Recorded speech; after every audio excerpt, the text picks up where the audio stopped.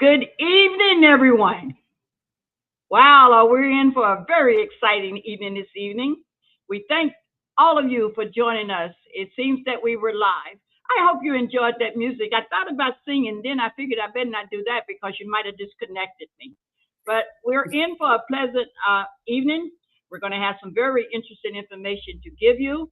I thank each and every local, state officer, everyone who's on this call this evening, all our membership of the American Postal Workers Union. Thank you, thank you, thank you. We're going to be bringing you some presentations on our tentative agreement. I will be sharing information with you throughout the program. I know a lot of you had submitted questions in advance, and those questions will be answered in some of the presentations. But at the end, we will be able to have another Q&A session. We're going to start off by giving you just a few little things. Make a note of some important dates. Everybody has looked at the website. You all know that our ballots are going to be going in the mail very soon for the ratification of our tentative agreement. I'm going to share those dates with you now a little bit, and then I'll go into more details later in the program. But the ballots are going to be mailed out beginning the week of June the 16th. And they have to be returned to the AAA, American Arbitration Association, no later than 9 a.m., July the 10th. Now, I'm going to give you the president of the American Postal Workers Union, who's going to explain to you or share with you some of the details of what our tentative agreement holds. So with that, everybody, it's always my honor and it's definitely a pleasure to give you the president of the American Postal Workers Union, Mark Dimondstein. Thank you so much, Sister Powell. Good evening or late afternoon, APWU family. Thanks so much for joining us. This is just one of the many methods that we're communicating with you around this very important question of our new national agreement, what is now a tentative agreement, and if you ratify, will become our national contract. So just real quick on the agenda, so we can all know what's coming up. I'm going to start 15 or 20 minutes, give some of the broad stroke. I'll be followed by Brother Charlie Cash, our Industrial Relations Director, which will also give an update. I'll mainly talk about the economics.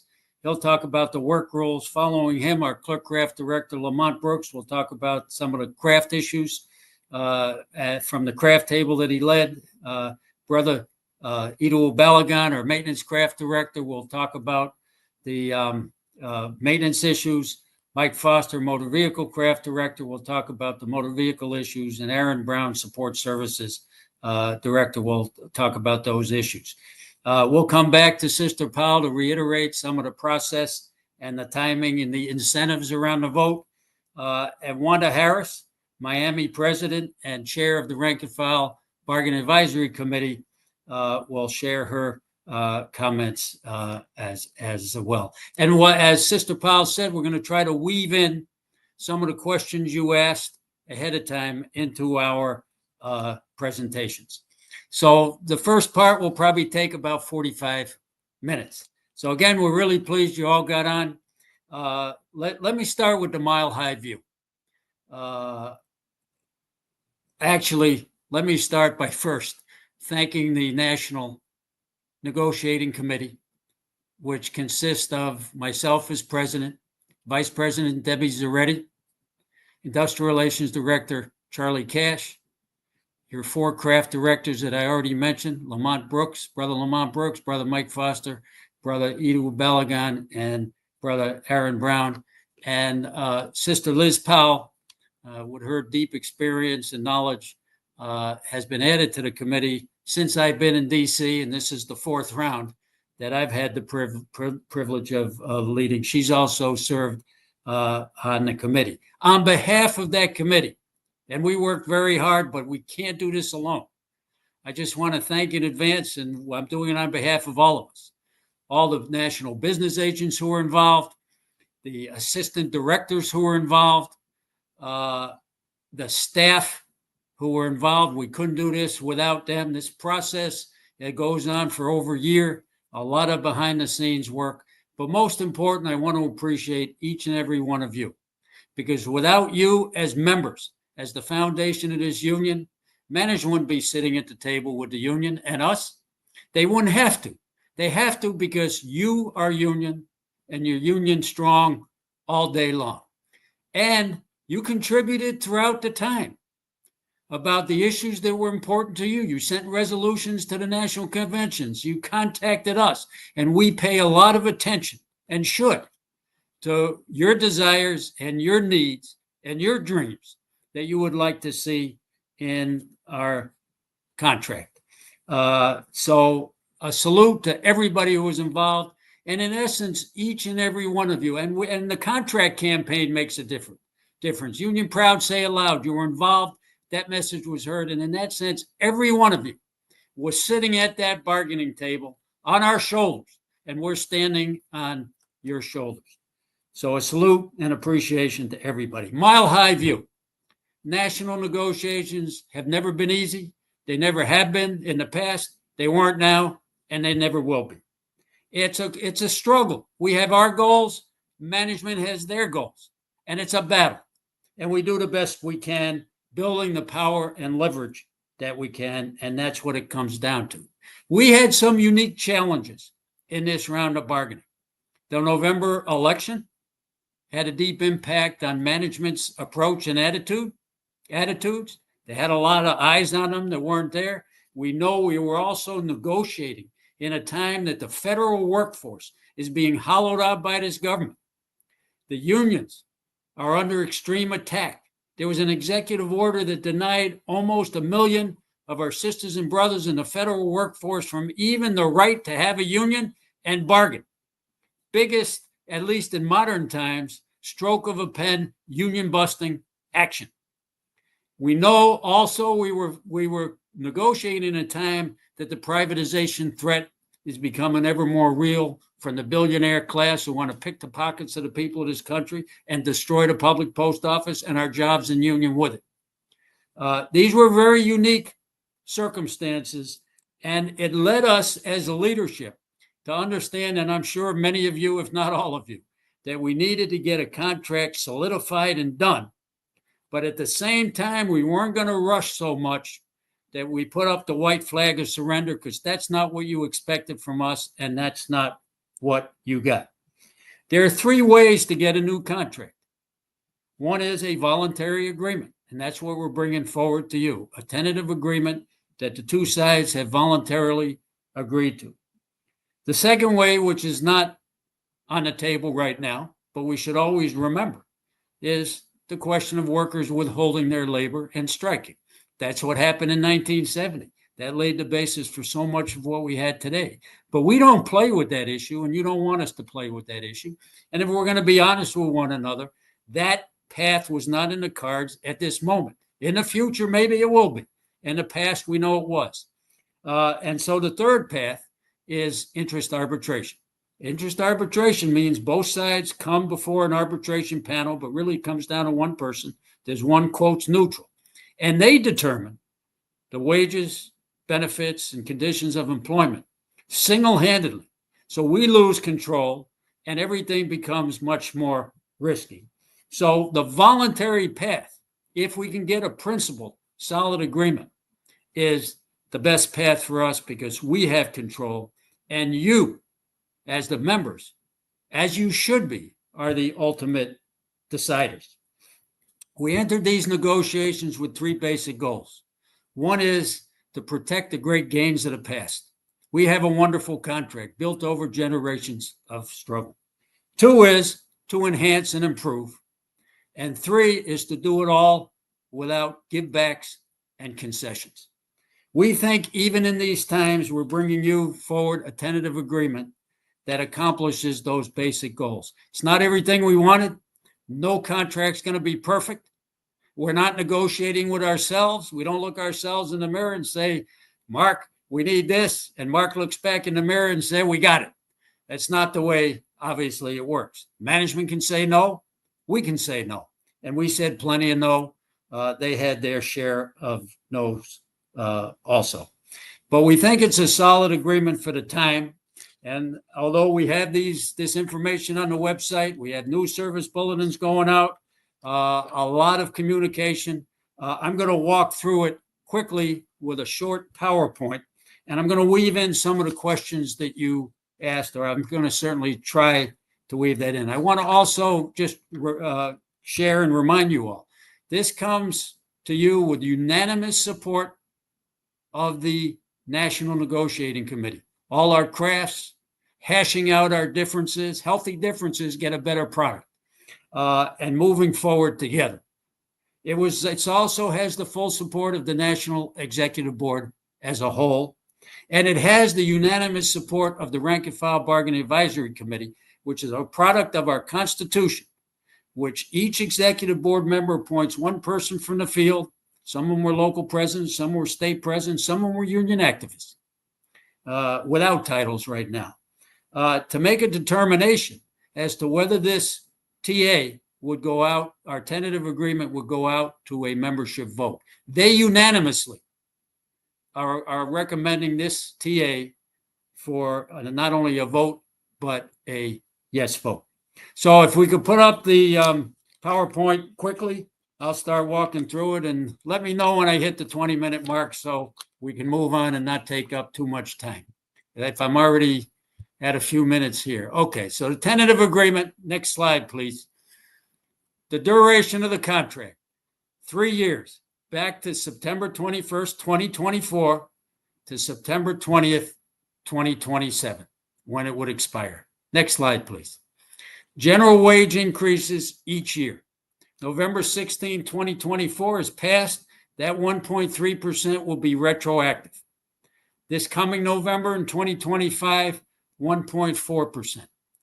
November 14, 2026, 1.5%. Those are both prospective. PSCs do not get COLA, and that did not change in this contract.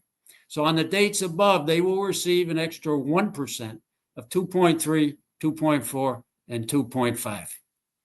So I just want to say, because one of the questions came in is, how come our COLA is only 1.3 or 1.4? What about inflation? But I want to be crystal clear. The general wage increase is separate from the COLA, and the COLA is in addition to. So when you see the 1.3, 1.4, 1.5, that does not include COLA. COLA addresses the cost of living. And in all honesty with all of you, once our sister unions, either through mediation arbitration or through voluntary agreement, the NALC and the rural letter carriers have agreed to 131415. There's probably no interest arbitrator in the world that would have changed that to something higher. Was our goal higher? Of course it was.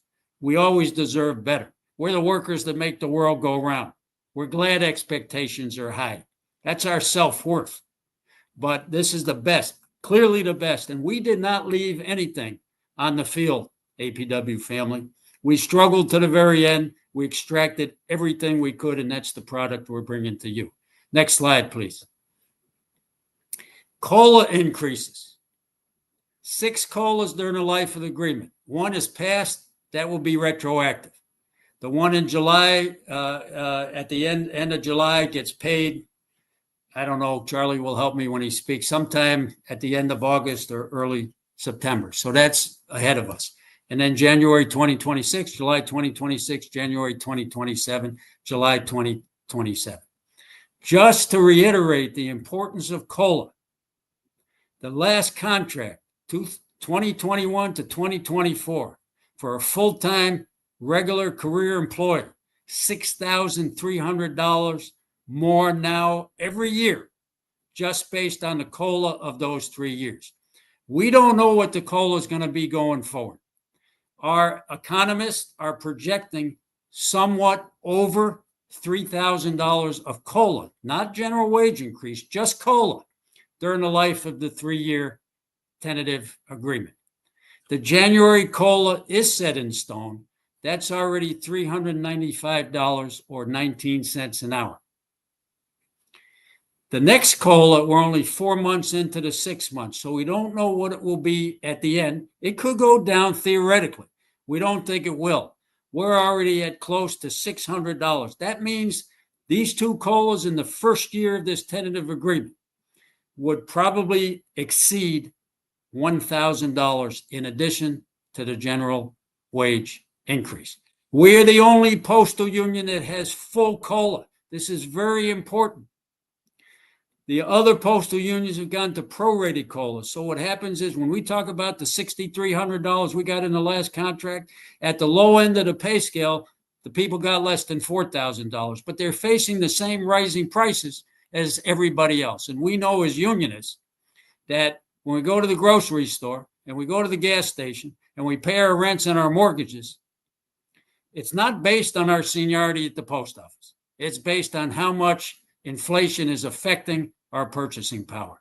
So the fact that we have full COLA is a great benefit to our entire bargaining unit we protected. One side thing, when we go to interest arbitration, if in the past, if the parties have not agreed ahead of time, and sometimes we have, that the COLA will stay, and maybe the issue before the arbitrator, the main issue is workforce structure or general wage increase, where we have not agreed ahead of time and told the arbitrator that's what we want, we have often lost COLAs during the time that we are in the process of interest arbitration. Once you lose it, you never get it back.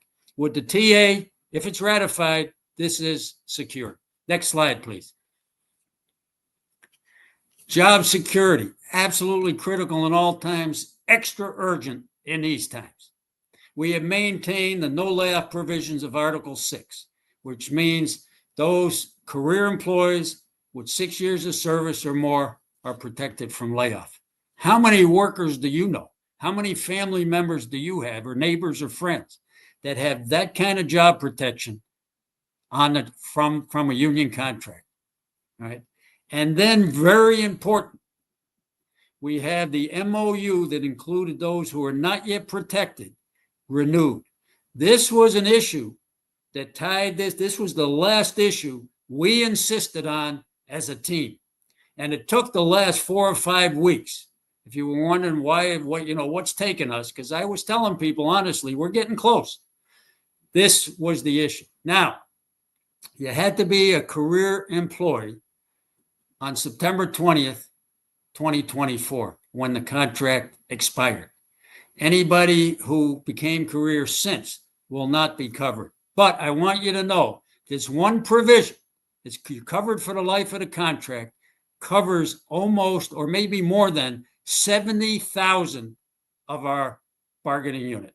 So that's a tremendous accomplishment in these chaotic and uncertain and threatening times. The 50-mile limit on excessing is renewed.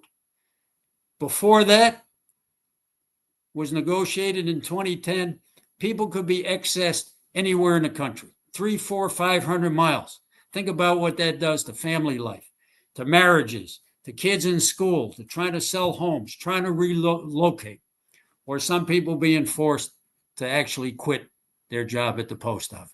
50 miles may not be always pleasant, but it's a great benefit. Excessing is the replacement for layoff. So it's a protection of our financial security and our jobs. But to keep it within 50 miles, it may be a longer commute, but we got the job, and the family and the individual doesn't have to be uprooted. The HCR MOU is renewed, and Brother Foster will talk more about that. That protects the truck driving work that we're doing now from any subcontracting during the life of the agreement. And he'll address, I know, some of the questions that were directed at the motor vehicle issues. And the 2-year PSE automatic conversion to career outside of the 4-hour post-plan offices is maintained. That is a huge job security provision, because once somebody gets converted, you have all the benefits of the entire contract, and you'll eventually get to the no layoff provisions as well. And don't forget, while PSEs don't get COLA, when they get converted, they pick it up in the pay scale. So it's deferred and delayed some, but that automatic 2-year conversion, and often the conversions are sooner than that, but that backstop is tremendous job security of getting a career job for our hardworking PSEs, our non-career members. Next slide, please. Step increases, very important. By the way, and let me just say from the get-go, while the other postal unions have prorated COLA, they kept their higher steps, but they did it at a cost of prorated COLA and a cost of longer times between the steps. Our union contract, the APWU contract, has the shortest time between steps. Most of the grades, it's 36 weeks, and some of the higher grades, it's even less. So when we address step increases, this is real money. And the step increases are usually about, depending on where we are in on the different grades, it's about $1,000 every step. So we did a few things. We eliminated some bottom steps. More importantly, we're adding some top steps. So step JJ is eliminated in grade 4. That's mostly just about all our custodian workforce. When you're hired from the street now, people will come in at one step higher. That hiring is largely directed in the opportunity for our disabled vets. So that's a plus. I'm jumping ahead, so I did a little out of order. The conversion step of GG, which is when a PSE gets converted, they get converted to an extra lower step. We've now eliminated that, and grades 5 through 7 will be converted into the regular step. Grade 3, level 3, I'm sorry, is upgraded to level 4. It doesn't affect a lot of people, but we like the direction of uplifting. And most importantly, because one of our main goals, and it came up in the questions too, is to bridge the gap and eventually eliminate the gap between the divisive two-tier pay scales. In 2019, we're in grades 6 and 7. That's our most common grade. We were 5 steps lower than the old pay scale, pre-2010 pay scale. Level 8 used to be, but in the last contract, we took care of level 8 and eliminated the old pay scale entirely. So that was a big step last time in the right direction. This time we've added one more step at the top to the 2 steps we added in 2019. Getting back to the one higher pay scale isn't going to happen overnight, but our goal was to make real progress on this issue. Now that is not effective till September 2026. It's a year delay, but then we have it. It back ends in the contract. Sometimes that's what you have to do to make progress, but there's not very many people yet at top step from the post-2010 lower tiered pay scale. So by the time this kicks in, there will be many more who will have the opportunity to get it. And I already said our waiting period is the lowest of all postal unions. The letter carriers are 46 weeks between steps.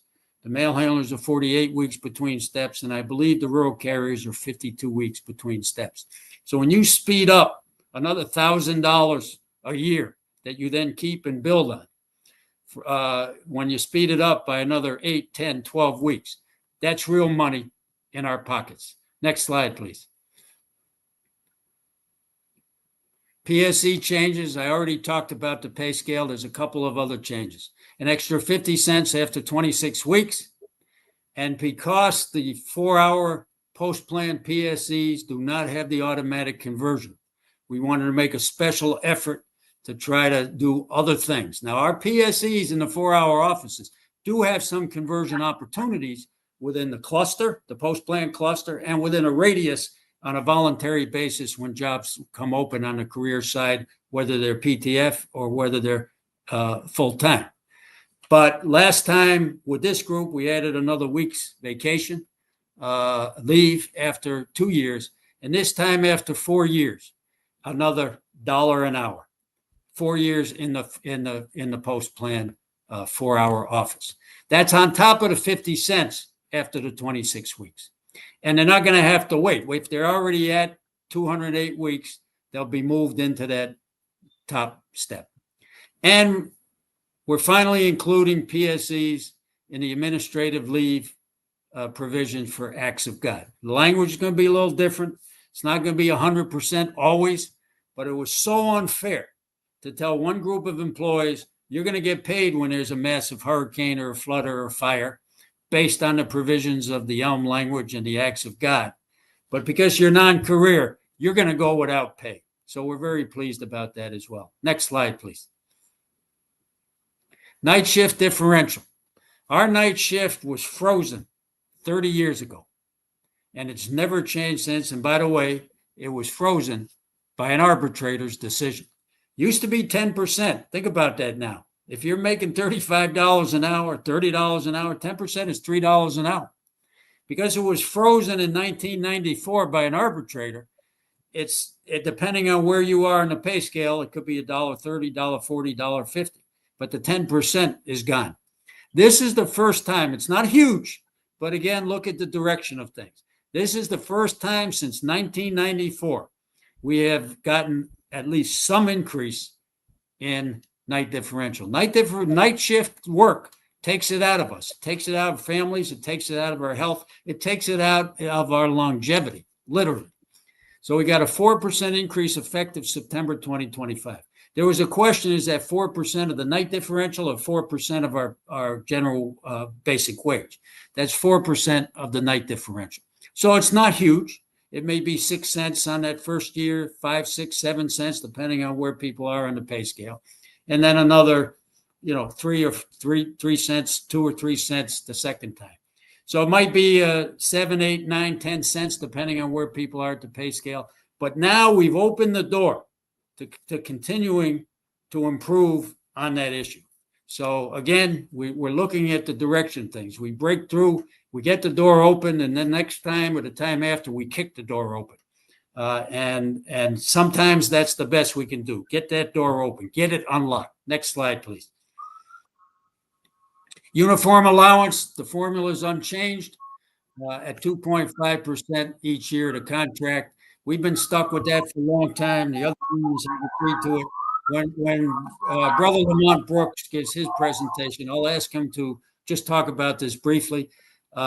We do have an MOU to explore other alternatives to get a better bang for our buck, so to speak, on this issue, because something needs to change. The 2.5 is not keeping us up with the inflation and the cost of the uniforms themselves. And we're probably getting scammed, not by the post office, but by the vendors who provide these the uniforms and the clothing allowance. Next slide, please.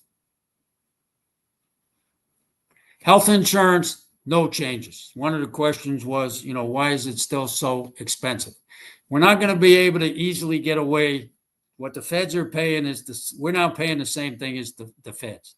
The post office is paying at least 72%. We pay to 28%. That's high on our premiums, but it didn't go up, and it's so high in broad stroke because we got a profit-driven healthcare system and not Medicare for all. So those are some big changes outside of the contract that I believe we need. But very important to our health insurance coverage for those of you who have the consumer-driven APWU health plan, the 95% contribution that management gives to that premium has been maintained in the contract. That's not small potatoes.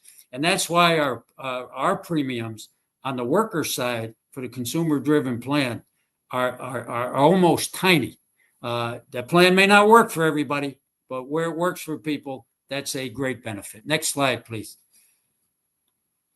So all the initial agreements go forward. In a summary on the website, you'll see at least some reference to them all and what they were generally about. The existing memorandums of understanding in the back of the book are all carried forward with the exception of one. When it says appropriately modified, there are two ways that it got modified. Either the date is just changed from 2021 to 2024, or there was an improvement made in our negotiations that to a particular memo. For example, it's a very small example. In our enhanced service memo, we added the words including local, state, and tribal government business would postal business with local, state, and tribal governments. That was reflected in the law from 2022 that passed. So we wanted to bring attention to that. So that modified that MOU, but the MOU carries forward as modified. Okay, I think, is that the end of my, I think it is. There we go. So that's the quick as I could do it on the general terms. Liz, should I turn it back to you or just go to the next person? No, yes, please turn it back to me. There you go. Back to you, Sister Paul. And I hope I answered some of the questions that were coming across on COLA, on night diff, on the relationship of general wage increases to COLA. I got one last thing, Liz. I'm sorry. I just want people to get, again, I want to emphasize our compensation package is basically three things. It's the general wage increase, it's the cost of living allowance, and for those who are not yet at top step, and that's the majority, a strong majority of our members, it's our step increases. You add those three together to really look in an honest way, in a fair way, at what this compensation package represents. And we believe, although some of it's projections on the COLA from economists, not just ours, but economists in the country, that, for instance, a grade 6, and the most prevalent step now is step A. That person, through the life of this 3-year contract, will likely be making over $10,000 more a year at the end of the 3 years, meaning September 2027. Now, if someone's already at the top of the pay scale, they're getting all the step increases already. Their pay wouldn't go up as much, but it's all going to go up in a very substantial way. So the projections on a level 6 step A is somewhere between 17 and 18% increase for the life of the contract, approximately 6% a year. So I just want to reiterate before I turn it back to Sister Powell. Now I really mean it, Sister Powell. Back to you. Thank you, President Dimondstein. Let me also take this opportunity to thank our interpreters who have joined us this afternoon. We definitely do appreciate them being here with us. Now, I know that was a lot. And if you need more time to absorb or to really go through it, feel free to go to the APWU website and read the summary that's posted there, which you will also receive in the mailing that's going to be sent to you next week. So you'll have an opportunity to not only understand what was just presented to you, but to take your own time to truly understand it. In that mailing that you're also going to receive along with that tentative agreement, you will find a QR code that you can use to take you to the tentative agreement if you need to see the whole thing. With that, please let's welcome Director of Industrial Relations, who's the chief spokesperson for the APWU negotiating committee, Brother Charlie Cash. Hey, thank you, Sister Pal. I appreciate that. And my good union siblings out there, my good union family, it's an honor to be here. It's an honor to be able to talk to all of you and share the details of this tentative agreement that you will all have an opportunity to vote on for ratification. I'm going to go through the work rules very quickly and then maybe try to address some questions real quick. You know, there's some things in here that are very exciting. For example, the annual leave exchange, what's known as the sellback or buyback each year, that is increasing from 40 hours to 80 hours for the life of this contract. Along with that, your annual leave carryover will be increasing from 440 hours to 520 hours for those of you who carry over annual leave each year. Another thing that's related to leave that'll be good news is bereavement leave. We have added to the list of family members so that if you have an unfortunate tragedy where you lose somebody that you can take bereavement leave for, that will now include mother and father-in-laws. It will include your step-parents, and it will include grandchildren. And we will also, I will say grandchildren and grandparents. We will also, in the JCAM, do an update as part of this tentative agreement, if it's ratified, that the grandparents and grandchildren language will include great-grandparents and great-grandchildren. One other thing that we've done is we updated Article 2.1, the terms of non-discrimination, to come in line with the law and to match one of the MOUs that is in the back of the contract. And then one of the things that I'm very excited for our new employees, for those employees that start out as postal support employees, who then move into a career position, if they are converted within the first PSE term, within that first year, current language has them serving a second probationary period. As you all know, if they serve, when you get hired as a PSE, you have to serve 90 days, work 90 days, or be employed for 120 calendar days, whichever comes first.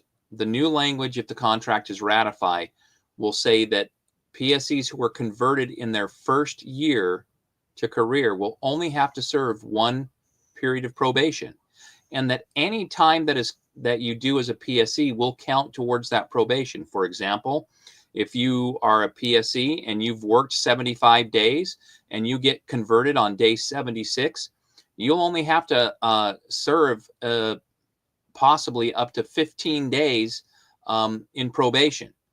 Whatever time you serve will count towards that probation. So that is a good thing that we have to eliminate that double probation that the Postal Service also oftentimes took advantage and tried to remove people for. Mark already mentioned the no layoff protection for employees less than 6 years. Anybody that was a career employee on September 20th, 2024, and has not obtained the 6-year protection from layoff will be protected from layoff for the term of this agreement. That is something huge and something that we really fought for. We added a couple small things to expedited arbitration. We did a few things to speed up the grievance process and address the grievance arbitration backlog.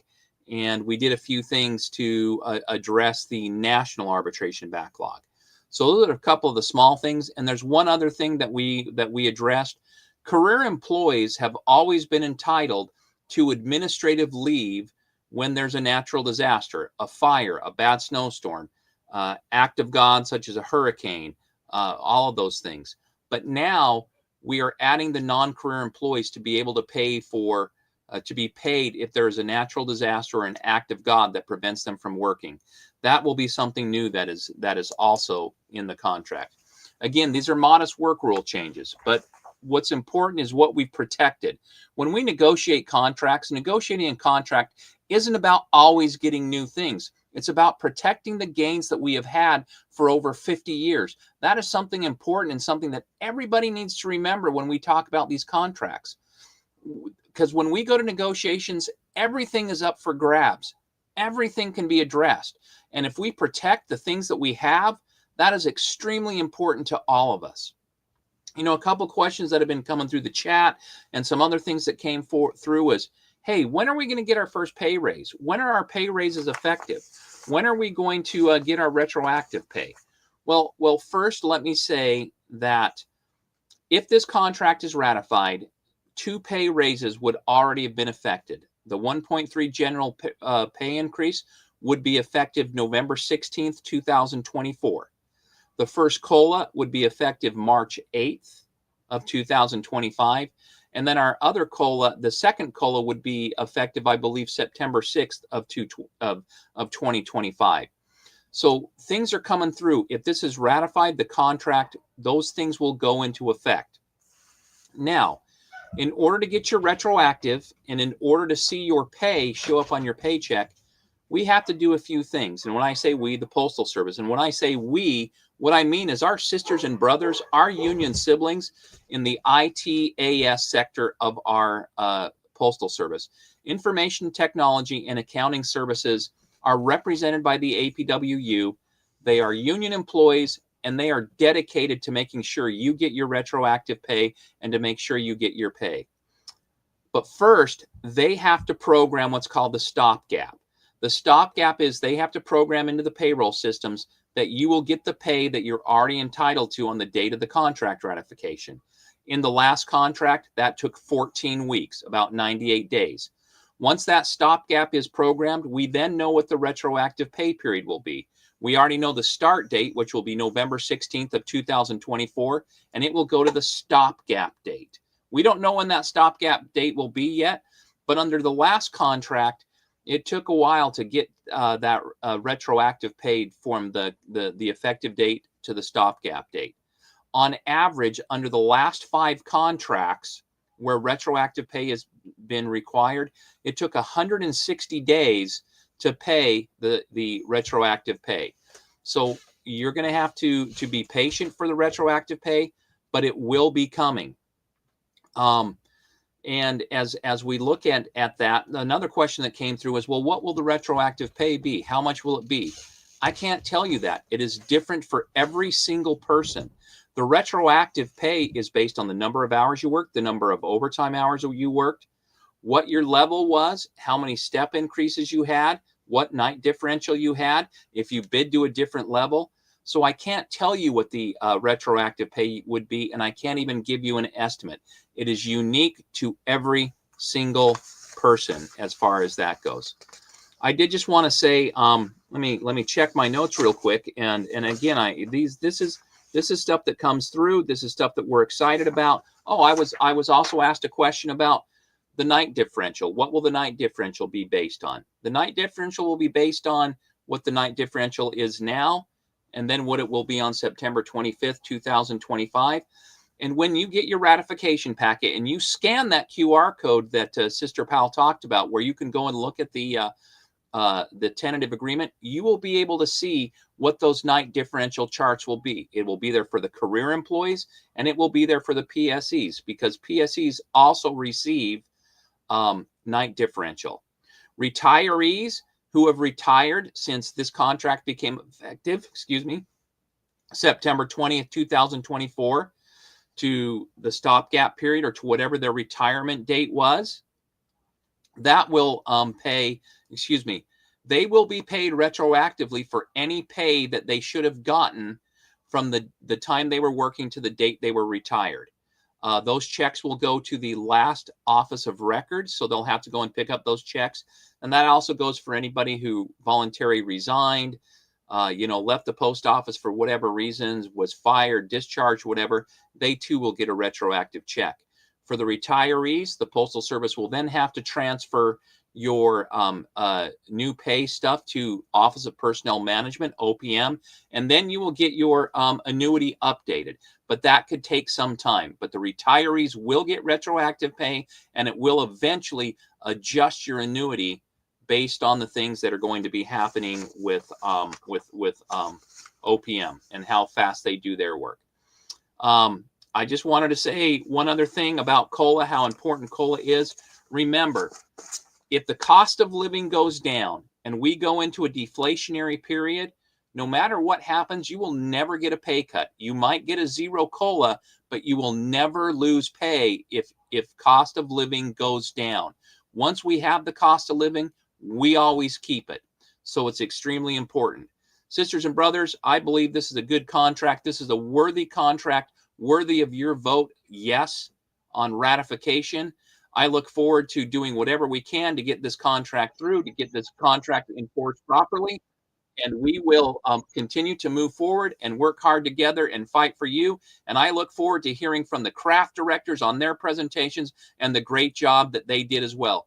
Thank you so much, sisters and brothers, union siblings. Let's go out there and get this done. Thank you.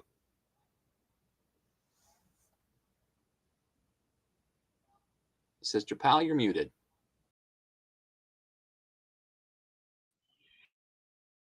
If I did that, huh? Thank you, Charlie. You've heard from President Dimondstein, our Chief Negotiator and Director of Industrial Relations, Charlie Cash, our Chief Spokesperson.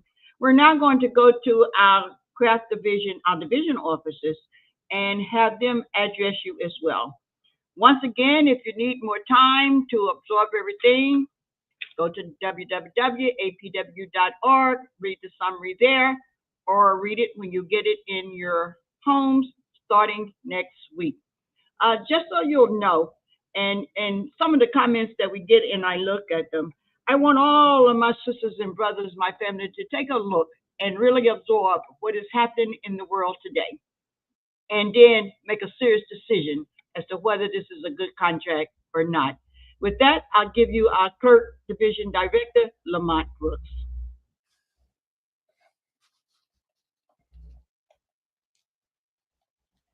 Thank you, Liz. The reason I don't have a picture.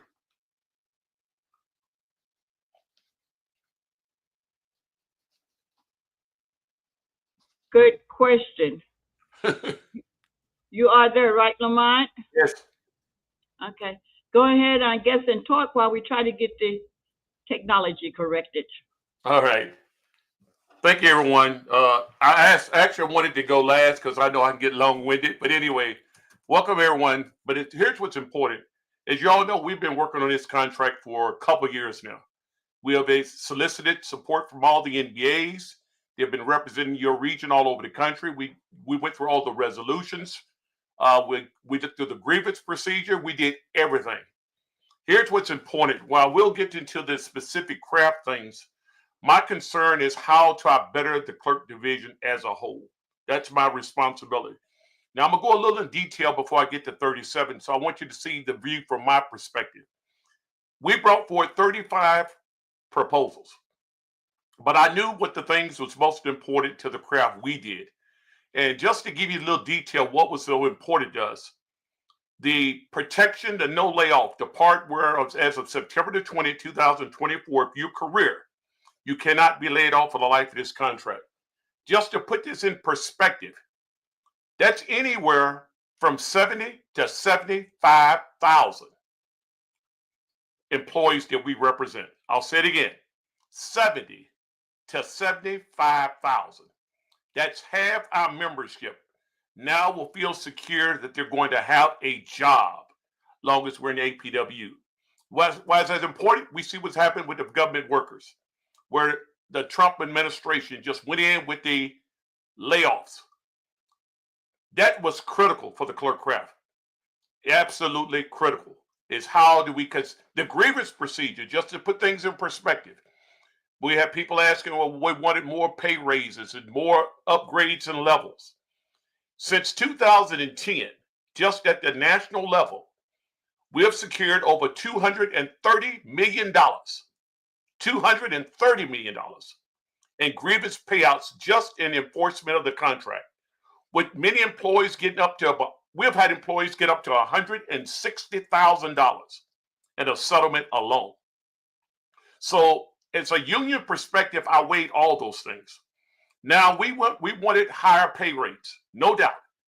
But keep in mind, the other two unions got 1.3, 1.4, 1.5. We can look at comparables. It's hard to expect to get more than that in arbitration. What's also important, I looked at the raise in the levels. And the question was, can we get the clerks raised one level? That proposal was put on the table. A raise in level from a level 6 step O to a level 7 step O equates to a 2% pay raise.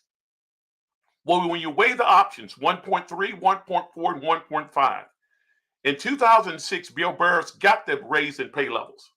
But that was in lieu of the pay increases. So when you look at those comparisons, so it's like 2% versus 1.3, 1.4, and 1.5. If you go to arbitration, you don't know if you're going to get those 1.3, 1.5. You don't know if the COLA, as example. I looked at arbitrations going all the way back to 1978. Every last one of them, whether it was a negotiated settlement or not. In many instances, when we went to arbitration, the COLA was not included. They paid it as a form of a one-time lump sum, which means it didn't carry forward to the rest of your career in the Postal Service. I weighed all those options. So that's why when you secure the 50 miles limitation on excessing and you secure the no layoff, those things are critical.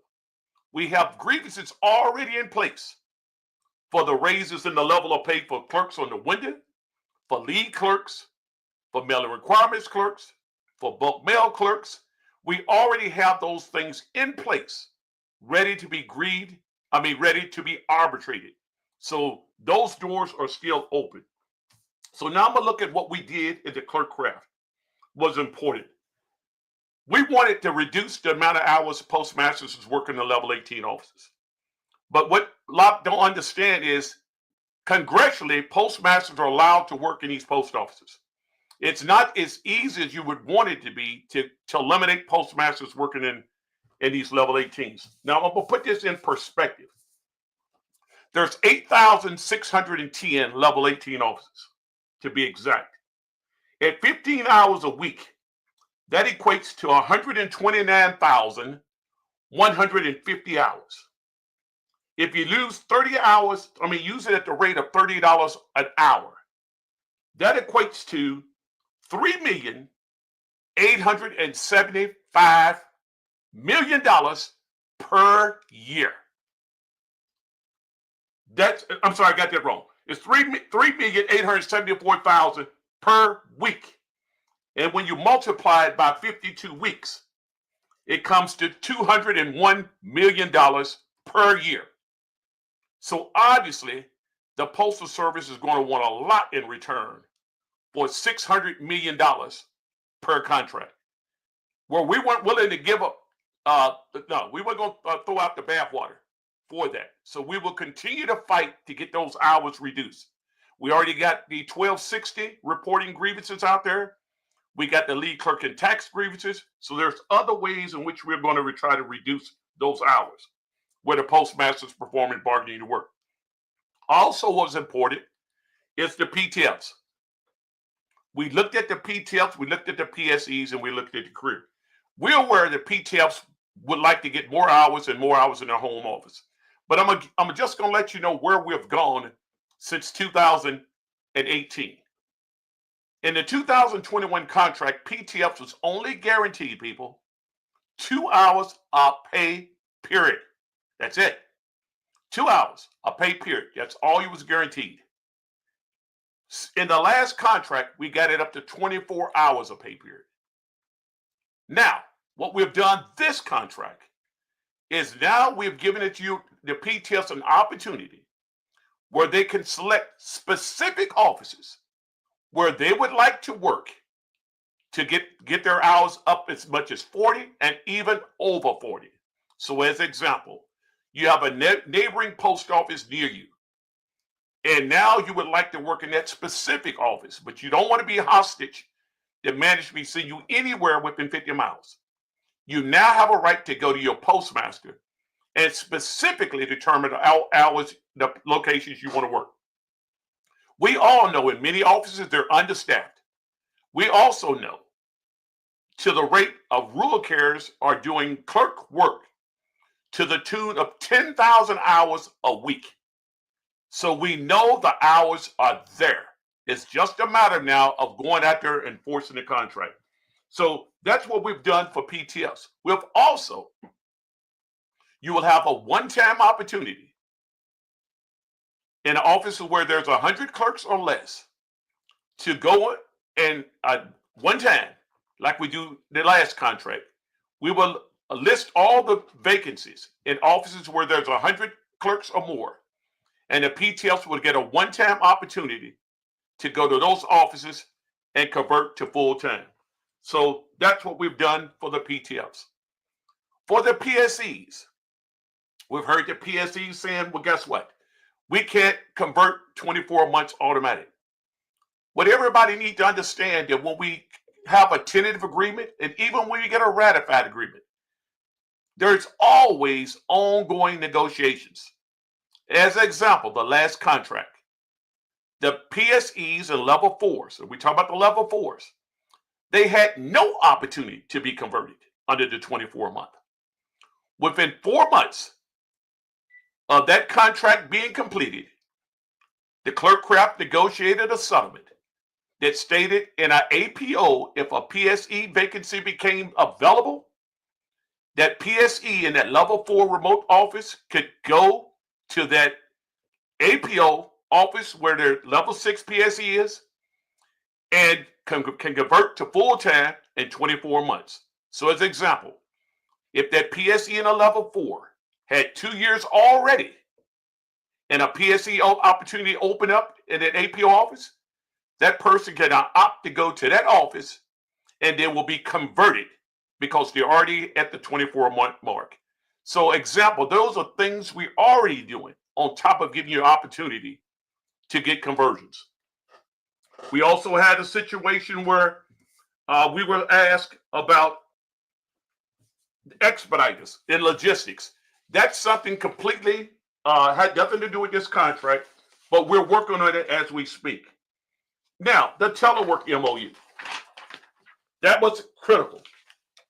We all know that call center employees, the call center employees and those working in the customer retention center, they're working from home, telework, and what we secured for them, and this the Miller requirements clerks also, we did it. You will now have the ability over this whole entire contract, you'll be able to work from home remotely. When I ran the numbers, just working from home remotely, on average, is anywhere of savings from $4,000 to $8,000 a year. Just the fact you're working from home, you don't have to pay for transportation, gas, insurance on the car. That's critical, people. Plus the time you're not spent traveling. Some people that commute back and forth, that could be 2 hours a day that's off your life that you now can spend with your family. That's also critical because we all know with AI, our fear was the Postal Service would contract that work out. It won't happen under the life of this agreement. The other issue that's important is now in an effort to gain the work back. Anytime the Postal Service creates a new ES position or they revise an ES position, they have to give us 60 days in advance that revised ES job or new one to give us an opportunity to determine or not bargaining unit workers in that job. If bargaining unit workers in that job, we already have MOUs to give us a right to fight to get that work taken off of those ES jobs, placed on clerk jobs in an effort to secure more jobs. That was big. Another thing we have secured is we all know when it gets down to local bids, when we have like sectional accessing or where they have to do manual bids, that under the job bids tool, the system was unable to keep up with the bidding. We now have a task force that will look at those things and how we can secure those manual bids and those sectional bids, which will also give us an opportunity to create jobs in human resources and where we can now have bargaining unit employees involved in that process. So all that's big. Now, last but not least, I want to touch on what Mark talked about in Article 26. In Article 26, I went back and looked at, going back to 1980, the clothing allowance and the value of the dollar as it relates to the cost of the clothes. To be comparable to what we were getting paid back in 1980 for uniform allowances and clothing allowances, it would have to be roughly around $950 a year. The system will not work at 2.5%. It's just no way it will pay for uniforms. So the parties have agreed to create a task force to look at alternative methods of how maybe we can buy clothes or get uniforms that allow you to be able to afford the price of it and be able to get uniforms to work in. So I won't take up any more time. Again, I want to thank all the people involved. I want to thank you on your behalf. As you all know, I'm very adamant when I don't believe in a contract, and I'll speak my voice. I'm very adamant in believing that during this time and the difficulties we're going on right now, what's going on in the world, I highly recommend that you support this contract, this tentative agreement. Thank you.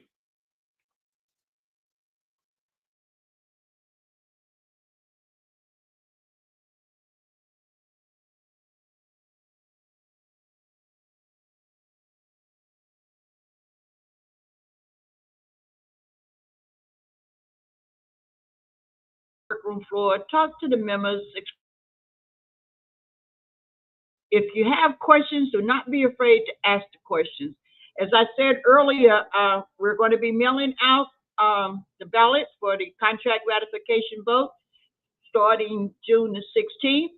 We're going to be mailing to 197,201 of the members that we represent.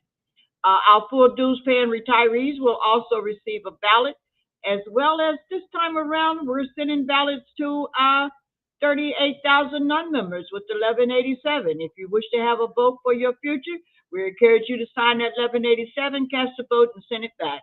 Without further ado, I give you our maintenance director, Director Balogun. Good afternoon, good evening, everyone. Thank you, Sister Liz Powell. Thank you for that introduction. My name is ldowu Balogun. I bring you greetings from the Maintenance Council, the Maintenance Negotiation Team. and the maintenance resident officer. In this contract, we started our journey even before June 2024. Hopefully, I'm sure all of you can hear me. If not, somebody will let me know. We submitted 20 proposals from the maintenance APWU. 11 of those 20 was signed off, which I will go into later.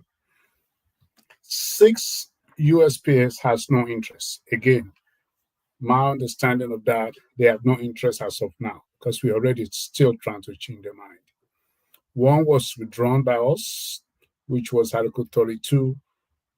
Basically, we said stop all Article 32 in maintenance. 2 were referred to the main table, where I believe both were already settled. USPS submitted a total of 7 proposals. 4 of them were agreed upon. 2 APWU, we had no interest, and 1 the Postal Service had to withdraw. If you're a maintenance employee or a friend of maintenance or APWU brother and sister, I will highly encourage you to support this contract. In the maintenance division, just like any other division, we're all proud of our accomplishment. And I will go and list individually the maintenance agreement. And I'm sure some of you have seen the draft. The per diem MOU is a big deal for us. This is where when you go to Oklahoma, you don't have to just eat there. You can buy the food that you want to eat and they pay you to go there. We enter a pilot program in 2021 on this, and now the pilot program will continue for the duration of this contract. Our proposal, of course, was to make it permanent, but we did not get there, but at least we extended it for 3 more years. The second item that we're equally proud of is in-service opportunity to APWU non-career employees. As you know, there is an annual in-service open season that currently is limited to career employee, but with this new contract, with your ratification, it will be expanded to APWU non-career employee. Example like PSC. Because the current system, we believe is not fair at all for a PSC. If a PSC wants to come to maintenance, even as a custodian, currently that employee have to resign, which I've heard some horrible story about. The employee will resign and apply and I hope to get into maintenance. Since they're already part of our body, we decided this is time to bring non-career into the fold. They can be in the in-service instead of waiting in entrance. Expanded opportunity for NST. We had an agreement I believe a couple of contracts ago, where you have to be an ET10 to become an ET11. This was then the proposal by the Postal Service. They wanted to make sure that ET10 who work already on automated equipment should have at least 2 years experience before we receive NST rating, which is ET11. Well, it was one of the unintended consequences of that contract because meant MP mechanic also work on equipment. I happen to be MP mechanic. I was MP mechanic for 7 years. I was ET for almost 8 years. So I was able to understand that automated equipment are equally work on. So we expanded the experience of MPE to be also applied towards those 2 years. So you don't have to leave MPE to go to ET11 straight. You don't have to leave MPE to be ET10 before you become ET11. Area maintenance technician, reporting station. This one is also one of our greatest achievement. A maintenance technician, they used to have to go to the plant to clock in, then maybe drive 100 or 200 miles to several locations. We urge the Postal Service, and of course, the AMT can request from their supervisor or their manager, and of course, subject to approval, to allow them to work from nearby office. What does that mean? You will park your truck there, you will clock in there, you will clock out, but that is not your domicile office. This is just to cut down the travel time. And we also found that some employees were making their own deals anyway. I believe it was Texas 1 or Texas 2, that some employees. So this will curtail that. And I thank the AMT committee that we put together that guided us through the process of what is needed. Article 38 for excess employee. We were also concerned, God forbid, the same AMT, this AMT were to be accessed. They have no landing spot on, like Article 38 3K4B that give a landing spot for maintenance mechanic, meaning if you're a maintenance mechanic, your job also encompasses being a level 7. If you're a BEM, your job encompasses also a level 7 position. Therefore, it only is fair that area maintenance technician job now encompasses MM7. So that is an achievement that we receive. One of the other items that we're equally proud of is returning residual vacancy for posting. Those of you know we have so many vacancies in maintenance that are unfilled. They are languishing out there. They went through preferred assignment register, they went through promotion, became a residual vacancy, and we're just sitting out there. With this agreement, the local parties can meet and say, we would like to bring this job back. Maybe we have new people that are on the register for promotion, whether it's in craft or in service, and give them a chance to be able to be promoted. However, one of our concerns was to make sure, and the agreement stated, this job cannot be reverted because it's only coming back to be promoted. Again, it requires the blessings of the local president and the postal service agreeing to bring it back. Pending call in service or transfer, we have a situation that postal service brought to our attention that when an employee is hired from in-service register or transfer, unlike from in-craft, there is no landing spot for this employee. Technically, if an employee is hired from outside, they can be removed because the only thing they can return to is going out. So therefore, we decided to create a landing spot. God forbid, if an employee comes into maintenance and happens to fail from other craft, they can be landed on without much ado as a custodian. That is the minimum. The other would be if you were, say, an ET and you also have a rating for MPE or MM, and there's a vacancy, that could be also a landing spot. So we created what I call a staircase of landing spot, not just one level of landing spots. So we are equally proud of that. Article 32 exception that was in the back of the contract, the Postal Service gave us a laundry list that they want to add to it. We were able to agree to about 6 items to be added to the exception, which means those things that we don't do or we cannot do, roof replacement, set tank, things like that are just not normally done. Instead of fighting through it, those were exempt from Article 32. There was a question also in the field on this, and what does the provision mean? I think this question came from Minnesota, so I'm going to incorporate it as I go along. What does the provision mean exactly for maintenance continuing education every year? First of all, what this was referring to was we agreed that the Post Service may require an employee to go to training for within 3 years. Obviously, they still have to abide by step 1 through 4 of somebody spending call, somebody who volunteer, somebody who has never been to school. The reason for this is we do not want an employee that say the person has been to school 10 years ago and figure, okay, I crossed the finish line. I don't want to go to school anymore. Every industry have what is called continuing education. This is our form of continuing education that they may require you to be able to go to those. So that is exactly what I mean.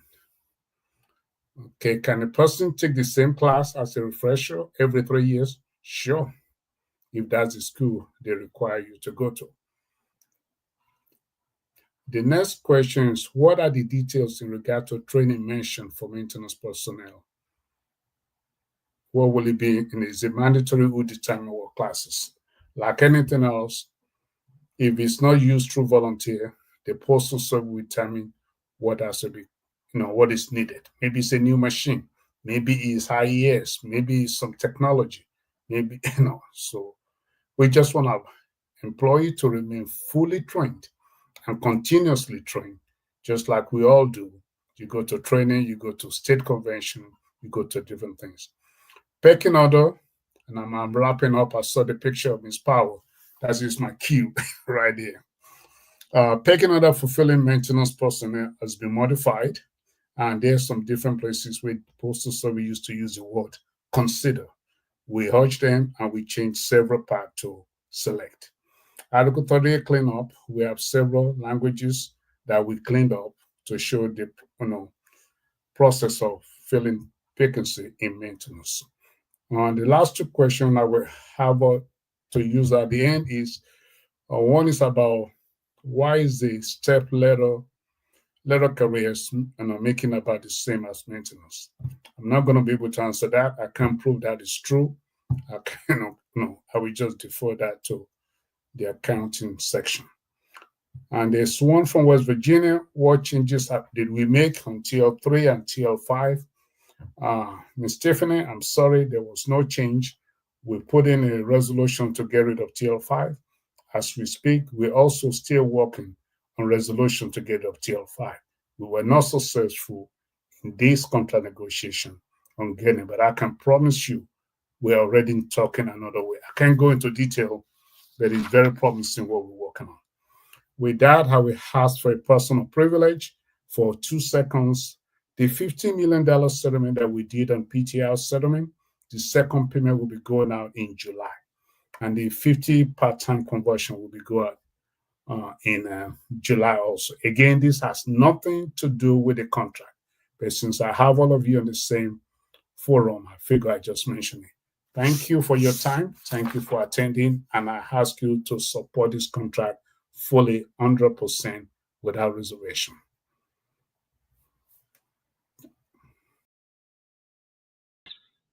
Thank you, Director Balogun. While we do not wish to rush anyone through their presentation, we do want to allow some time at the end for Q&As. And to those of you who are typing in our chat, I see a lot of statements and very few questions. Remember, if you have a question, put it in the chat so that we will be able to address it when the presentations are completed. At this time, I give you our Director of the Motor Vehicle Service Division, Brother Mike Foster.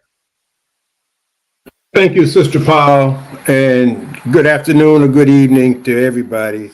I bring this report with the acceptance of the Motor Vehicle Craft Council and the Motor Vehicle Craft Negotiation Committee. If you've heard everybody on the APWU Core Negotiating Committee's report thus far, everybody has said is that it was crucial during this round of negotiations to not to make any concessions and not to give back any of the gains that the APWU has made over these years. We knew what the climate was. We knew what the results of the letter carrier's arbitration decision was. Each one of us has been to a national level arbitration before, and we know the consequences, we know the results, and it was our determination, if it was at all possible, to be able to negotiate an agreement that we didn't give any concessions back and that we could make some modest gains or benefits to our membership. We believe that's what we were able to do at the APWU as a whole, and also within the motor vehicle craft. So what we primarily were doing was to protect what we already had. And we submitted 16 proposals in the motor vehicle craft. Our main proposal was to upgrade the motor vehicle jobs, specifically the automotive technicians, the automotive mechanics, the motor vehicle operators, the tractor trailer operators, and other of the clerical jobs within the craft, including the driver safety instructors, 2 levels. And although the Postal Service is having problems hiring mechanics and technicians, not quite as much our drivers as we did in the last contract negotiations, but they still are short of drivers. But they had no interest in our proposals to upgrade the crafts. Those were amongst our main proposals that we submitted during these negotiations. We also submitted proposals to increase our ability to compete for the work subcontracting. Article 32 is a crucial article within the motor vehicle craft. We were also part of the negotiations in Article 26, and we really support that a committee to explore other ways to look at the uniforms. But Article 32 and the subcontracting has always been a major issue within the motor vehicle craft. What a lot of our members don't realize is that the Postal Service has always contracted out transportation and mail movements. PVS, or the motor vehicle craft, were in addition to the Postal Service's contracting out. We were just basically hired to do the inner city type of transportation. We've been able to grow throughout our time, and while we're trying to expand this with Article 32. But what we were also able to achieve, we were able to renew the highway contracting limitation MOU. We've had many instances where PVS had been eliminated. They had contracted out PVS in the whole installation, and we were able in 2016 negotiations to create the highway contracting limitation MOU. We were able to renew it for the last 2 contract negotiations. During this time, in these challenging conditions, to be able to extend or renew this MOU was a major achievement for the craft and for the union.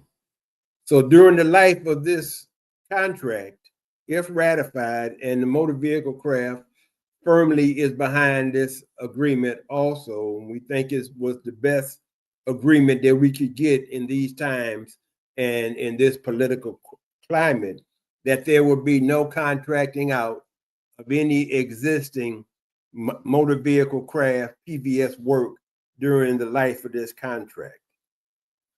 We also were able to establish language in Article 39 that defines that the overtime desired list would be by section and by tour.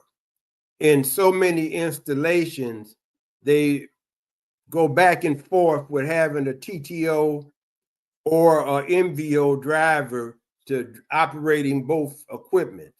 We believe that unless that there's a local agreement, that this will prevent the crossing of those occupational groups within the craft. Same thing with the lead automotive technician, the automotive technician, and the automotive mechanic, is that the establishing of this language in Article 39.3, that it will establish that these are sections and that it should be by section and by tour. We also were able to establish some language so that the 204Bs And we've had so many problems. We haven't had the success that some other crafts had with elimination of the 204Bs. We still have 204Bs, although that was one of our proposals, was the elimination of the 204Bs. But what we were successful with doing was that the 204Bs could not be converted to career. They could not be promoted to a different position while they were so detailed as an acting supervisor. So we strengthened the language and the improvement that we made in the last round of bargaining. We also made it so that a part-time flex, and normally in the motor vehicle craft, our part-time employees are only in PVS and our drivers. And so they can make application for other jobs within the motor vehicle craft prior to that job being posted under 39-2A11 for other crafts, or either to be done by e-reassign or by other means. So I see Sister Powell again. I think that my time was a little bit shorter, but we certainly respect this process. We respect this core committee, all of the work that our president and our DIR did in negotiating and helping to formulate this contract. The motor vehicle craft certainly is on board with believing that this was the best deal that we could get, and we support this contract, and we encourage the motor vehicle craft members to vote it up. Thank you, Sister Powell. Thank you, Brother Foster. We've all heard that saying that the grass is always greener on the other side, until we get to the other side and find that there's no grass growing at all. Well, I have a new saying in a lot of my friends and associates. I want to know where them fans at, because it's time for us to put the boots on the ground and get this contract ratified. And with that, I give you Director Brown, Support Services. Aaron, are you there? I'm here, Sister Powell. Thank you for the introduction. As a member of the National Negotiating Committee and as the Support Services Division, I would like to thank all of you this evening for attending this very important town hall meeting to discuss our tentative agreement. As many have said before me, a lot of us have spent the last 2 years researching and preparing for these negotiations. We knew the climate that we could potentially face, and we worked to get the best possible contract that we could for you, for your consideration, and we're hoping that you vote yes on it.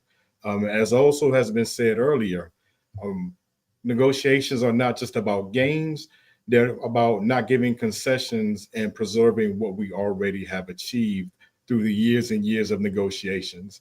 As the support services crafts under this agreement, Article 40 operating services, Article 41 material support craft, we're proud to say that we gave absolutely no concessions under this agreement. Not only did we not give any concessions, we were able to preserve all of the gains that we have achieved over the years. That includes the access to penalty overtime, which on the Article 40, we've only been able to get since the 2018 contract. That was a major accomplishment, and we're proud to have been able to preserve that. The other general increases, the achievements and advancements for support services under Article 40 and 41 are in line with the rest of the agreement. The general wage increases for 2024, 2025, and 2026. The full COLAs for the duration of the agreement. We're proud to say that those will be for Articles 40 and 41 support services as well.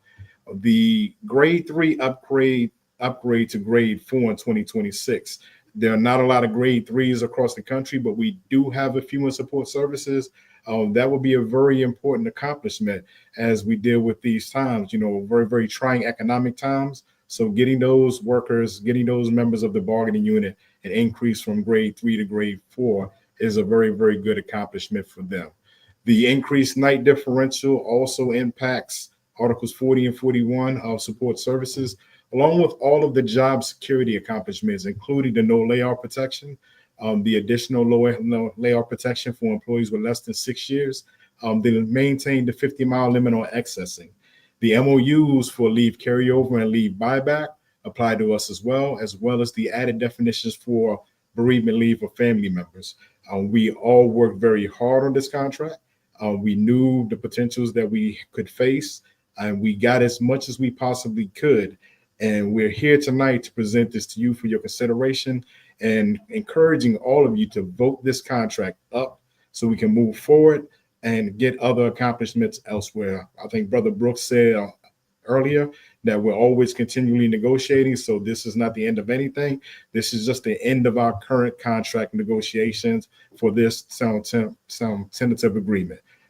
That's all for support services. Again, I encourage you all to vote this contract up, and let's move forward.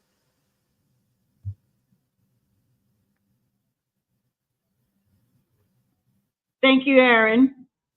For those of you who may not know, our national constitution and bylaws gives us the opportunity to select each national executive board member to designate a rank and file member to be on the rank and file committee, who has the responsibility of advising our negotiating team on bargaining demands, etc. They also have veto power on whether or not a tentative agreement should be sent out to our membership. The rank and file consisted of 13 individuals. And with us tonight, before we get to our Q&A, we have the chairperson of the rank and file committee, Sister Wanda Harris, president of the Miami area local. Good evening, Wanda. Good evening, Madam Secretary Treasurer, and thank you for all that you do. And you're always so eloquent when you speak and carry us with these great Zoom calls that we have. The contract, everybody. Good evening. Greetings from Miami area local. We got a contract, y'all. We got a contract. I want to give love to the rank and file committee. I know you guys are on. Thank you for your sharp minds. Thank you for the communication, the respect we show one another, and thank you for all of us coming together unanimously to get this tentative agreement to the membership. The power was with us, with the national negotiation team, and now the power is with the membership. I am asking everyone on this call, like Madam Secretary Treasurer once said before, fired up and ready to go. We all should be fired up and ready to go because we have a contract in this climate. So let's take it to the workroom floor, talk to the people, answer their questions, and let them know we want a resounding yes to show the national officers what a great job they did on behalf of all of the union members. How can we not be so proud to be American Postal Workers Union member? Say it loud, union proud, say it loud. Thank you, and I love each and every one of you, and there's nothing you can do about it.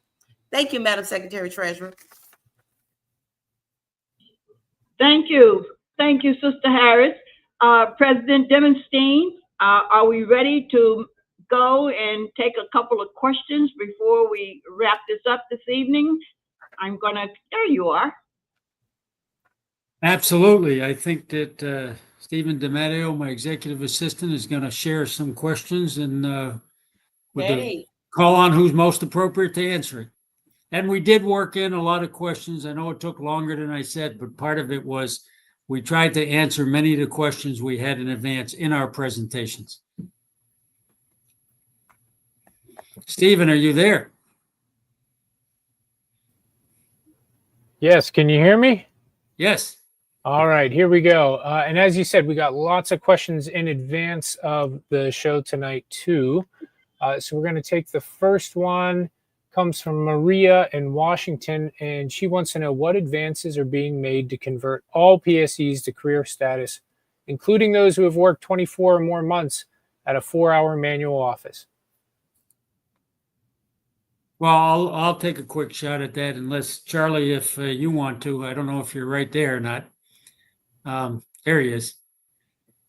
First off, it's the 2-year backstop that we talked about. The 2-year automatic conversion has been maintained. That's huge. We were not able to make any progress in specifically reducing the percentage of PSEs which mainly remain now in the clerk craft. There's no PSEs in maintenance anymore, and just a handful in motor vehicle. But because we negotiated this in 2021, as people get automatically converted, the PSEs get automatically converted, it's actually shifting. And that was our intent, and that was our expectation. It's actually shifting higher percentages to the career workforce and less to the non-career workforce. So I believe that our clerk craft director shared with us the other day. I hope I'm sharing it right. He'll correct me if I'm wrong. We're down to about 9% PSEs rather than the 20% they're allowed under the contract. Because when they convert a PSE to career, they now no longer necessarily need to backfill with a PSE because we have a career employee. We have the same number. So that in life is really reducing the number of PSEs and increasing the number of career employees. But Charlie, if you want to add to that, you're on mute, Charlie.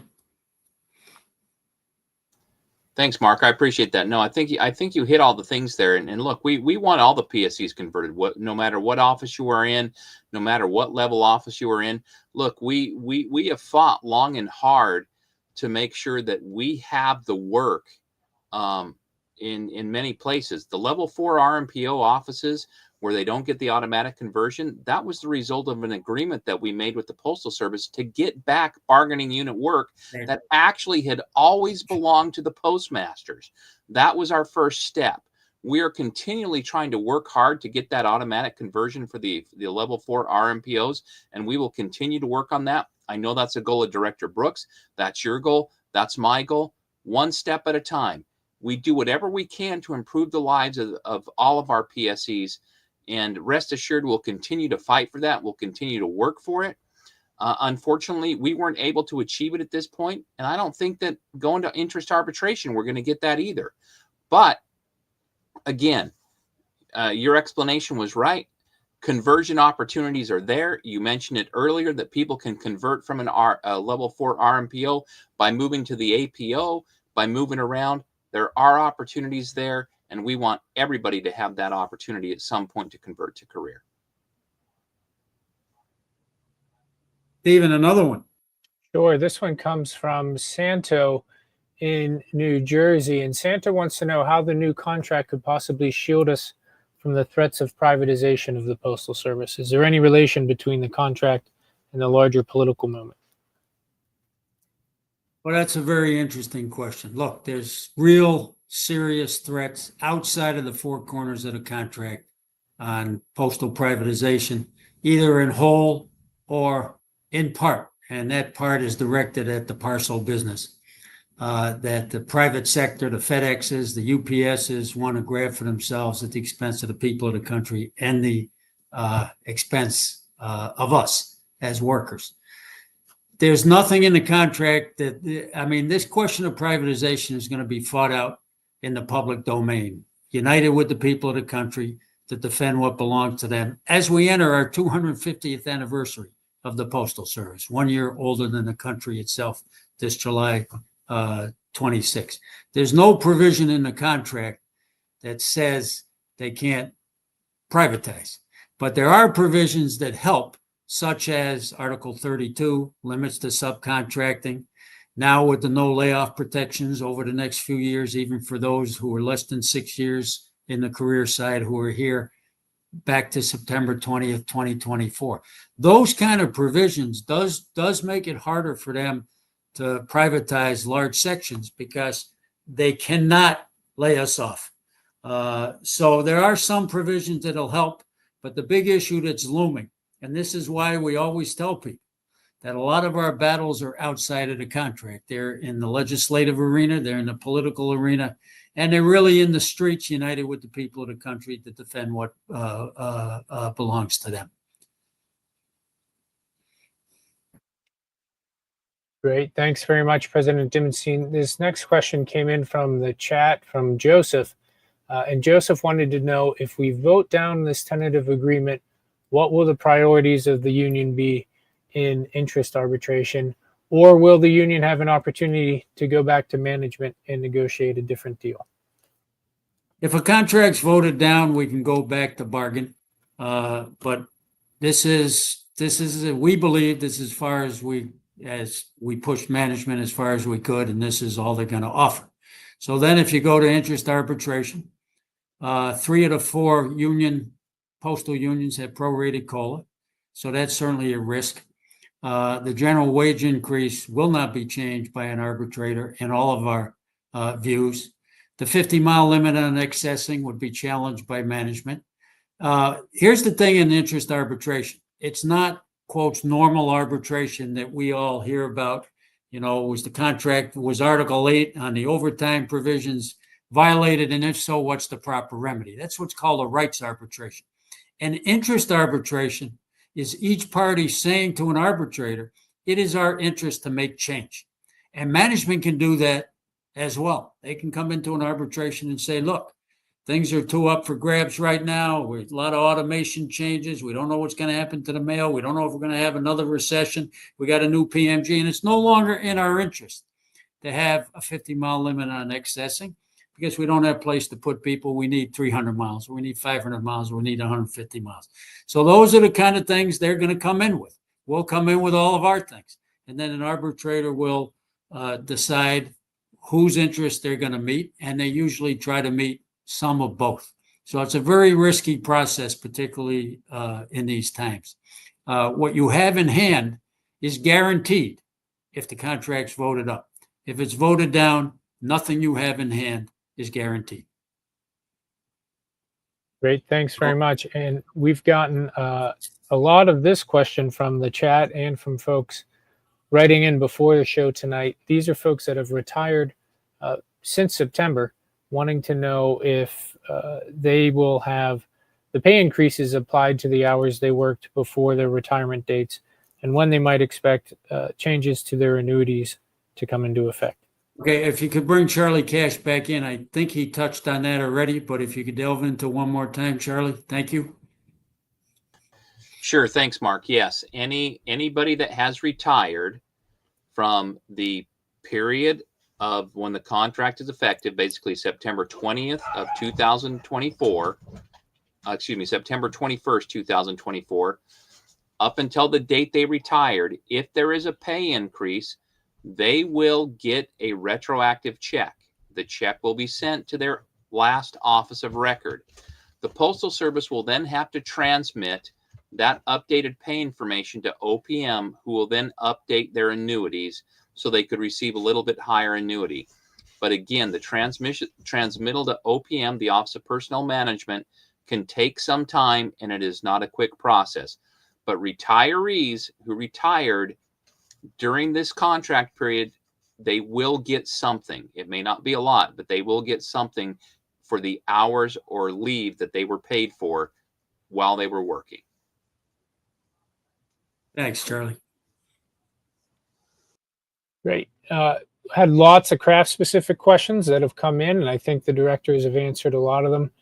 Here's one from Cynthia in North Carolina. She wants to know how the contract relates to improving mail service. She says that delivery that once took 2 to 3 days now often takes 5 days. What can we do to improve service?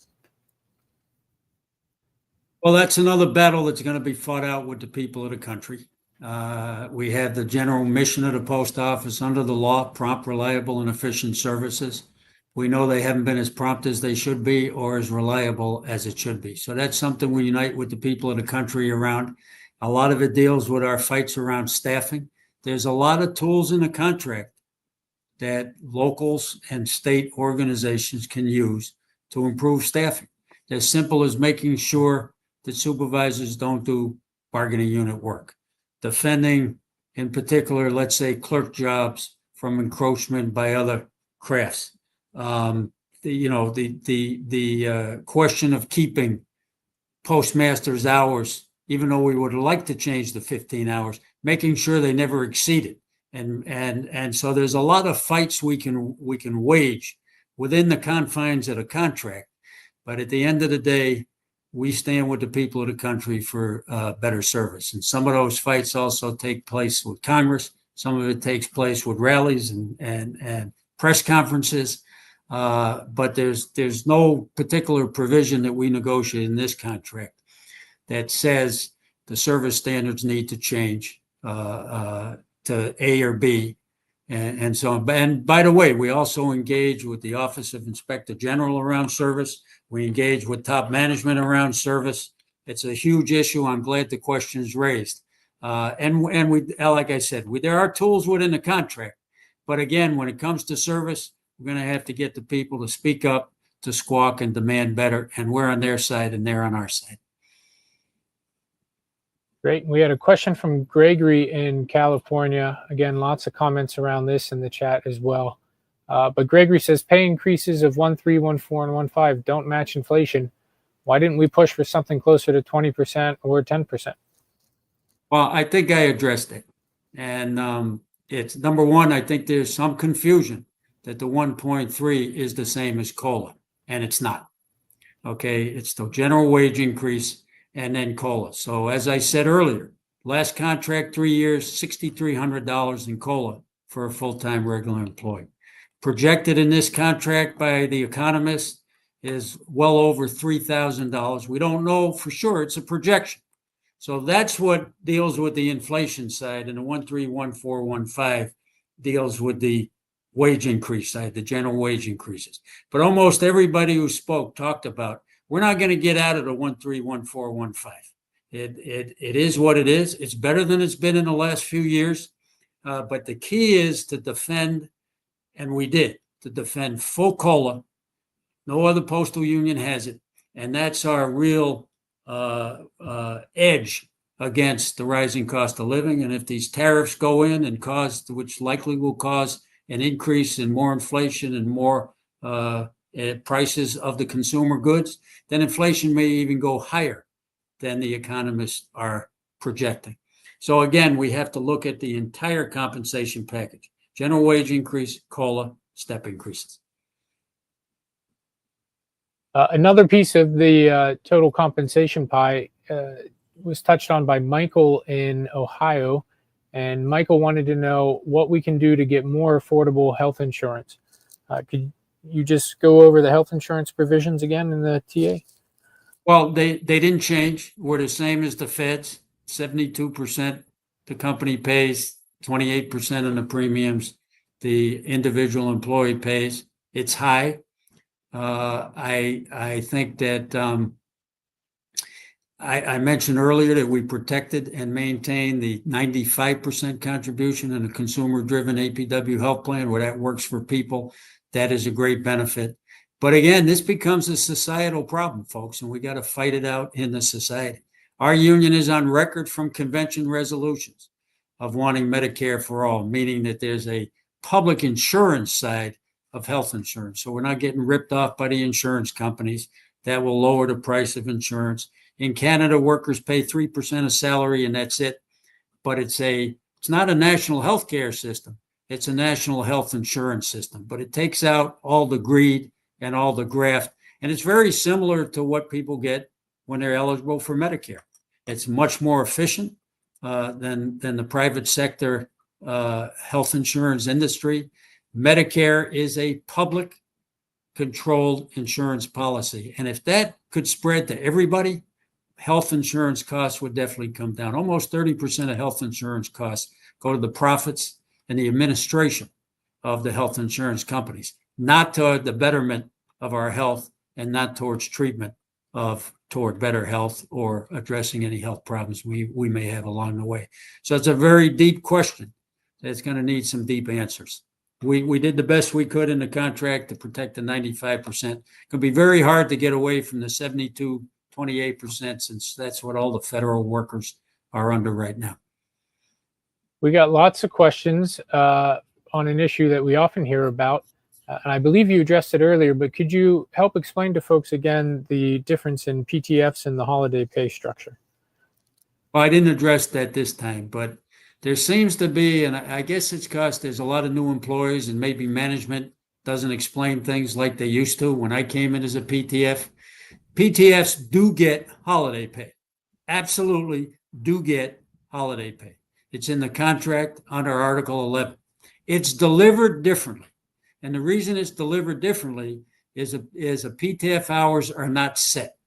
So what does management pay? If you're a full-time employee, you work 40 hours a week, guaranteed, wonderful financial security, right? Guaranteed 8 hours a day of work or pay in lieu of, if you're not working, but 8 hours of pay, 40 hours a week.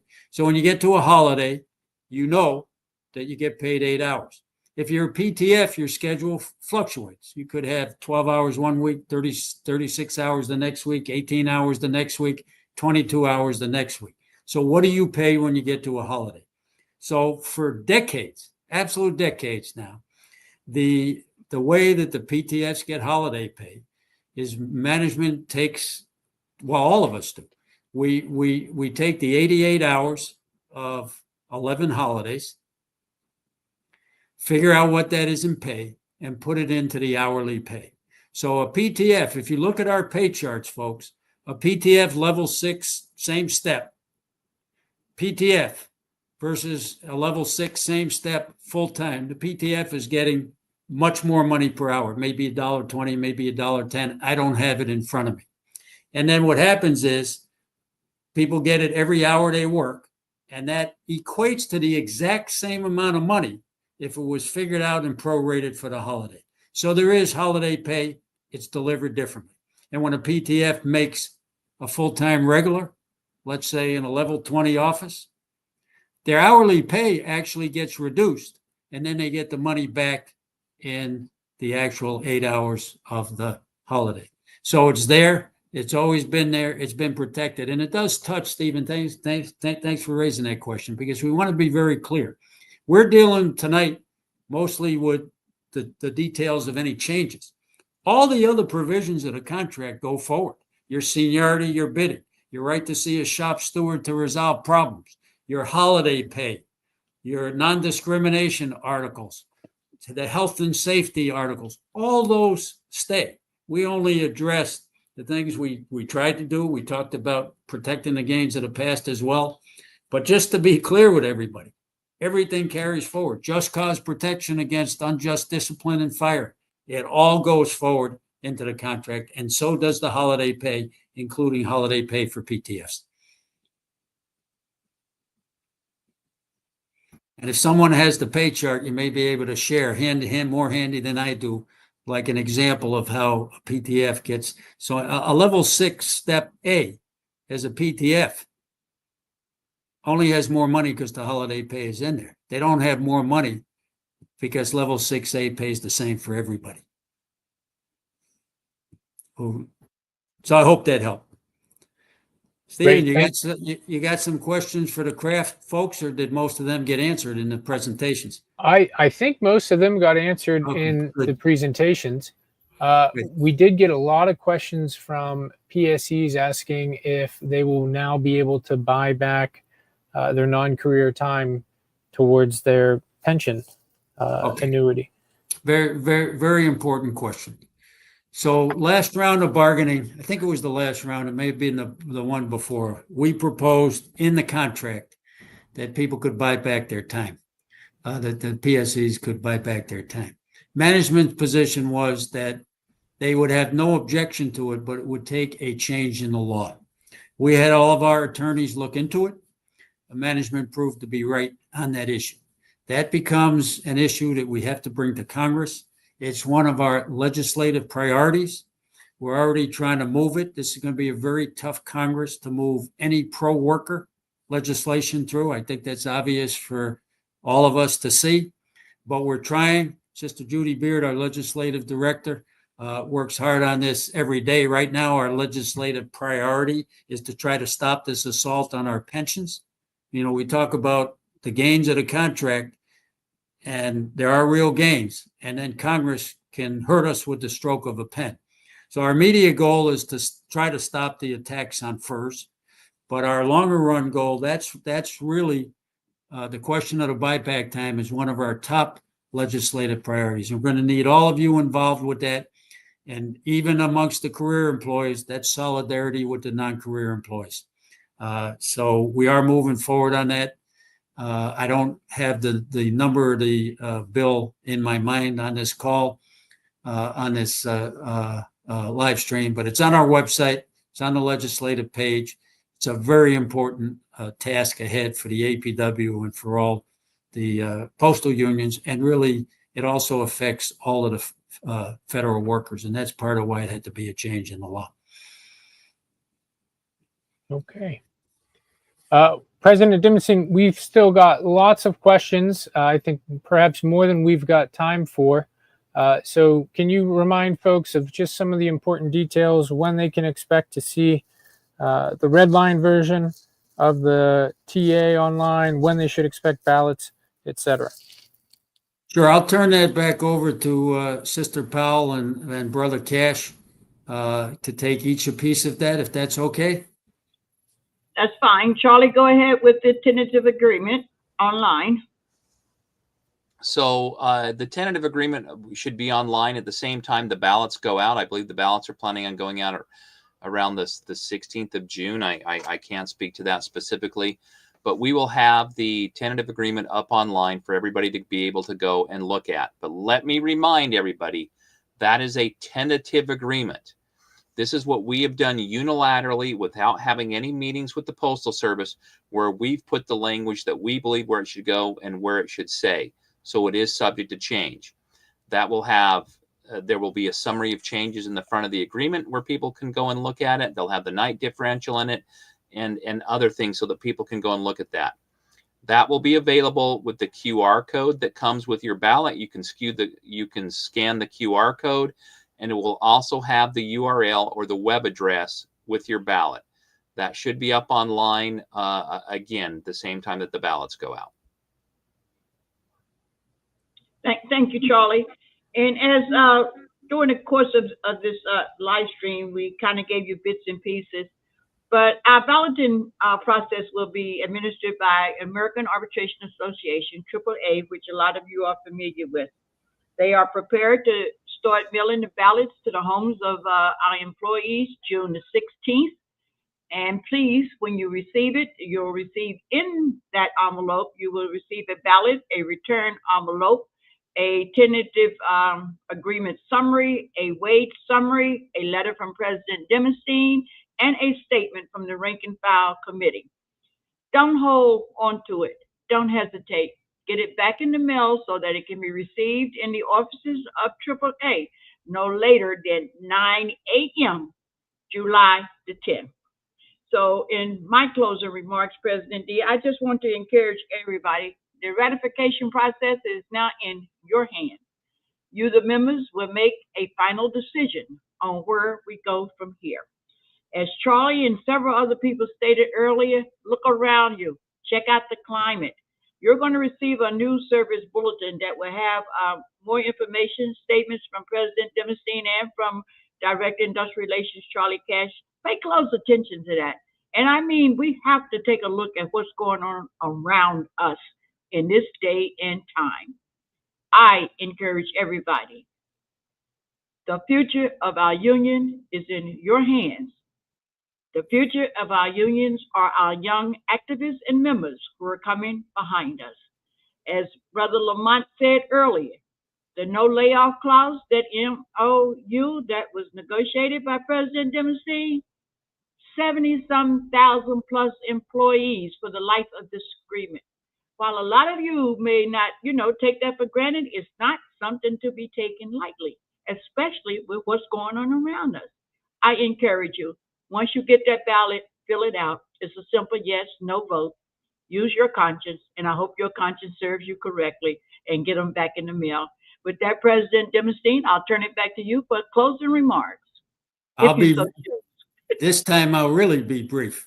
I want to thank everybody for taking the time to get on the live stream. I imagine I'm not a digital person, but I know people can continue to watch it on different platforms. We honestly sharing all the information forthrightly. We're 100% behind this agreement as a solid agreement for the times, the best we can do for the times, without the concessions, without the risks of interest arbitration, the COLA, and the 50-mile limit on excessing, to the full protections of no layoff. Some real gains in bridging the divisive two-tier wage system, which was one of our major goals. You heard the reports from all the craft directors. And keep in mind that when we talk about COLA, we talk about no layoff and job security, and we talk about the 50-mile limit on excess, those are all craft issues too. Those apply to everybody in every craft, mainly with our career workforce, but we also, again, have protected the automatic conversion to career, and the PSEs then pick up the gains of the general wage increases and the gains of the COLA. So we think it's a solid deal. We're very honest about the pros and the cons. We're being very honest with you about the challenges we had. Never easy, but without all of you, we wouldn't be here. So my congratulations to you. We're excited what we have to present to you. We're excited for the process, and we believe, as it should be, that the final decision is yours, the members. This union belongs to you. So watch for that ballot. Talk it out about amongst yourselves. If you got any questions, talk to your local leaders, talk to your state leaders. If you need to call us, call us. We're in this together, and we look forward to a unified, strong vote. But it's your decision, and that's the way it should be, because the APW is yours. And that, by the way, is another advantage of a voluntary agreement versus an interest arbitration award. An interest arbitration award, you have no vote on. We have no say. It is what it is. When we have a voluntary agreement, you now, as it should be, are the final deciders. With that, keep up all the good spirit, everybody. We got a lot of challenges. Right now, we're focused on the contract, but it came out in the Q&As. We got a lot of challenges around privatization. We got challenges to our retirement benefits. So the struggle continues. We're in it together. And with that, I will sign off. Thanks again to the committee, to the rank and file committee, to the National Negotiating Committee, to all the people that participate. And as I said in the beginning, the deepest appreciation is to all of you as members who give us the foundation to even be at the bargaining table and be able to bring back a product to you for your final decision. Solidarity forever, APW family. Let's carry on. Good night, everyone. Thank you.